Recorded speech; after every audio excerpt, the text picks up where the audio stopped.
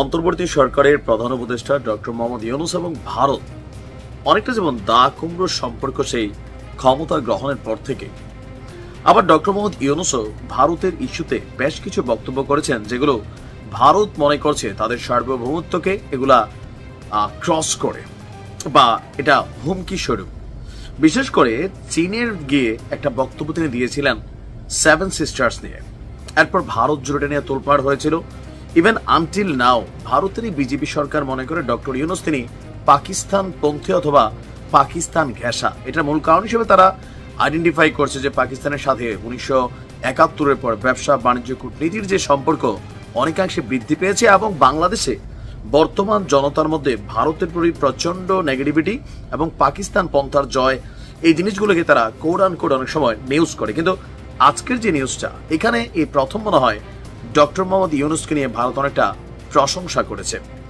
Even কেউ কেউ বলছেন এটা ভারতের জন্য গোল্ডেন চান্স, কারণ ডক্টর ইউনূসের যে পরিকল্পনা, এই পরিকল্পনাটা বাস্তবায়িত হলে ভারত যেমন উপকৃত হবে, বাংলাদেশও উপকৃত হবে, ভুটানও উপকৃত হবে, নেপালও উপকৃত হবে। মোদ্দা কথা এই 4 দেশ অর্থনীতিতে ফুলে ফেপে বড় হয়ে উঠবে। কি সেই পলিসি! দর্শক, বাংলাদেশের অন্তর্বর্তী সরকার ডক্টর ইউনূসের ফের মন্তব্য উত্তর পূর্ব ভারত প্রসঙ্গে নেপাল ভুটানকেও সঙ্গে জুড়লেন এবার আনন্দবাজার পত্রিকার এমন শিরোনামের খবরে।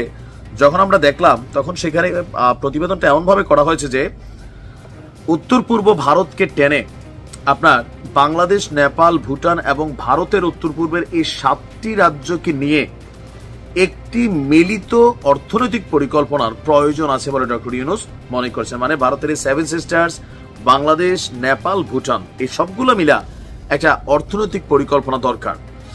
বস্তুত উত্তর পূর্ব ভারতকে টেনে এর আগেও মন্তব্য করেছিলেন ডক্টর ইউনূস, তা নিয়ে বিতর্ক বেঁধেছিল। বাট এবার তিনি আপনার ভারত, নেপাল, ভুটান এবং বাংলাদেশের প্রসঙ্গে তার দাবি এই অঞ্চলগুলি আলাদাভাবে কাজ করার পরিবর্তে যদি একসাথে একত্রিতভাবে যৌথভাবে কাজ করে তাহলে প্রত্যেক রাষ্ট্রই আপনার অর্থনৈতিকভাবে লাভবান হবে। সম্প্রতি নেপালের পার্লামেন্টের ডেপুটি স্পিকার ইন্দিরা রানা তিনি বাংলাদেশ সফরে এসেছেন।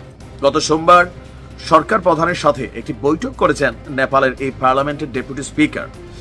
বাংলাদেশ সরকার নিয়ন্ত্রিত সংবাদ সংস্থা বাসসের আলোচনায় ডক্টর ইউনূস বলেছেন, বাংলাদেশ, নেপাল, ভুটান এবং ভারতের 7টি উত্তর পূর্বাঞ্চলীয় রাজ্যের জন্য একটি সমন্বিত অর্থনৈতিক পরিকল্পনা থাকা উচিত, আলাদাভাবে নয়। একসাথে কাজ করলেই আমরা আরো বেশি লাভবান হতে পারবো। বস্তুত আপনার এখানে তিনি যেটা বুঝিয়েছেন যে সকল দেশেরই অর্থনৈতিক কর্মকাণ্ডকে আরো বৃদ্ধি করার জন্য এই যে 7টা স্টেট প্লাস বাংলাদেশ, ভারত, নেপাল, ভুটান তারা সমন্বিতভাবে কাজ যেন করে, তাহলে এতে মোটামুটি অনেকটা পজিটিভ ফিডব্যাক সম্ভবত তৈরি হবে। তো ওনার এই বক্তব্যে ভারতের গণমাধ্যমগুলো একদিকে বলছে যে পজিটিভ, আবার কেউ কেউ বলছেন যে এর মাঝখানে আরো কোন রকম অ্যাক্টিভিটিস আছে কিনা সেটাও শিওর না। তবে ডক্টর ইউনূসের এমন বক্তব্যের পর সমন্বিত অর্থনৈতিক পরিকল্পনার ইস্যুতে ভারতের তরফ থেকে কোনো বিবৃতি এখনো আসেনি। সম্প্রতি বাংলাদেশ আওয়ামী লীগকে কেন্দ্র করে ভারতের যেই ব্রিফিং ছিল উদ্বেগ প্রকাশ, সেটাকে আবার বাংলাদেশ সরকারের পক্ষ থেকে আপনার পাল্টা জবাব দেওয়া হয়েছে। তো এই মুহূর্তে অনেকটা উত্তেজনাকর বা আভ্যন্তরীণ ব্যবসা বাণিজ্য ঠিকই আছে, খারাপ না। আমি দেখছি ভারতের সাথে যা চুক্তি ছিল কোনোটাই পরিবর্তন হয় নাই, আদানি থেকে বিদ্যুৎও আসতেছে, সবকিছু ঠিকঠাক আছে। বাট বাহিরে বাহিরে জনগণ যতটা এক্সাইটেড, ভেতরে কিন্তু স্টোরিটা একটু ডিফারেন্ট। দেখা যাক ভারত কিভাবে এটাকে মূল্যায়ন করে, সময় বলে দেবে। ভালো থাকো।